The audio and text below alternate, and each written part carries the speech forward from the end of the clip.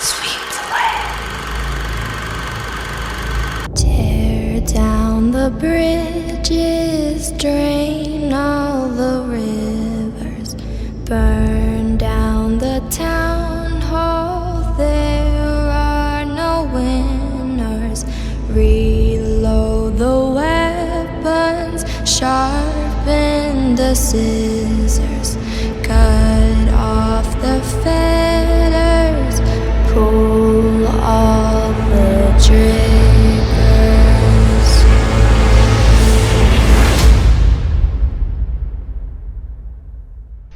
Граждане, братья и сестры, бойцы нашей армии и флота, к вам обращаюсь я, друзья мои. Переломные военные нападения гитлеровской Германии на нашу родину начаты 22 июня. Everyone screaming when the lights go out. Несмотря на героическое сопротивление нашей армии, несмотря на то, что лучшие дивизии врага и лучшие части авиации были разбиты, нашли согласование на полях сражения, враг продолжает есть вперед, бросая на фронт новые стыки. Над нашей Родиной нависла серьезная опасность.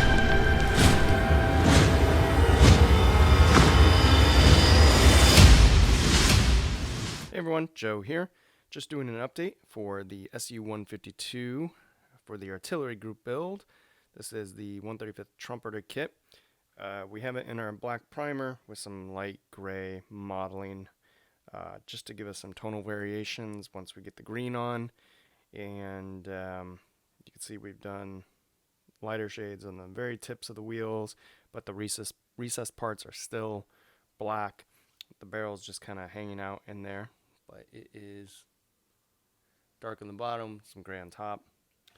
The tank itself, again, we'll hand paint the exhaust, just some extra highlights where there might be highlights. Probably actually need to do some highlights right here, but there's that. Our tracks are in, you can see they're separated right here, but the tracks are black primered, and then I used Mr. Hobby dark steel on that, and then of course I'm gonna have to clear them, and so I can use some enamel washes and other things, so we'll get that taken care of. We have our tanks. I took chunks out of them here and there. Now the tanks are black. It looks kind of gray on camera, but it's black with gray top. And I did take chunks here and there out to make them look dented. They'll probably show up a lot better on camera once everything's all green. We have some stowage that we've done, black base with the highlights as well. And we have 4 figures that have been primed and are ready to go.